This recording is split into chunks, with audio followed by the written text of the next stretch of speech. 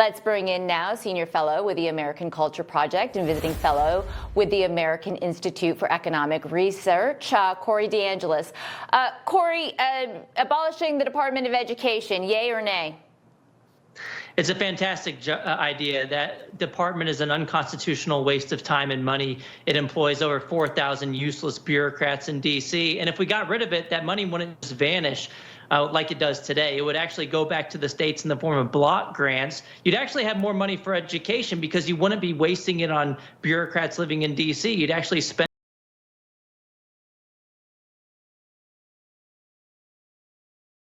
constituents actually want. So the department hasn't led to this, golden age of American education. You look at places like Chicago, they have about 50 schools with 0% math proficiency rates. So the Democrats and their fear-mongering about abolishing the department, it's unfounded because their goals aren't actually achieved with the current department. And by the way, the proposal in Congress right now from Senator Mike Rounds out of South Dakota, he's a Republican, it's called the Returning Education to the States Act. It's not all that disruptive. It actually just gives the money back to the states, and any programs that are necessary, like special needs programs for kids with disabilities, that would be moved under the Department of Health and Human Services. You look at things like civil rights protections, that moves under the Department of Justice. So it would be a huge win, and everybody should get behind this.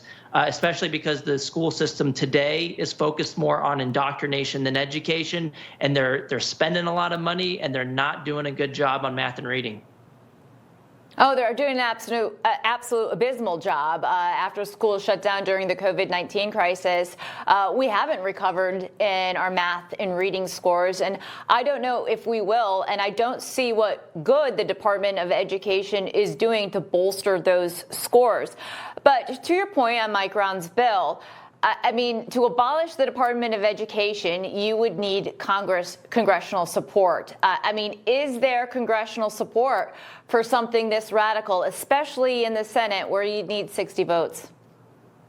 Yeah, look, Republicans are on board. Trump campaigned on the issue, and he won the parent vote by 9 points. So it's popular with voters, but Democrats are a wholly owned subsidiary of the teachers union, and we need a 3/5 majority to stop filibuster. And I don't have much confidence in the Democrats right now for doing the right thing. I mean, they just killed the Saving Women's Sports Act, which had majority support, but not supermajority support.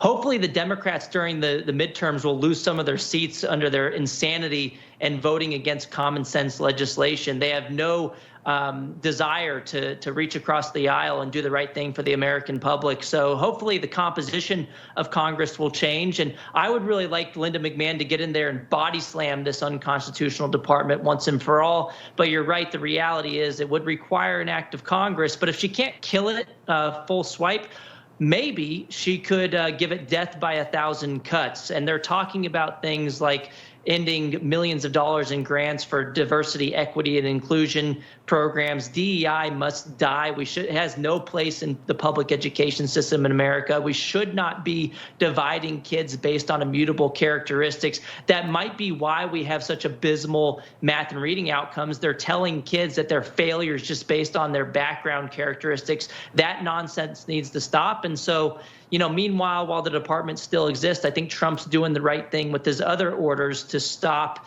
indoctrination in schools, to end DEI programs in schools, and to pull funding from schools that want to continue to discriminate against kids based on immutable characteristics. And hey, maybe with Trump doing all these other things with the department, maybe at some point the Democrats will be begging to get rid of it.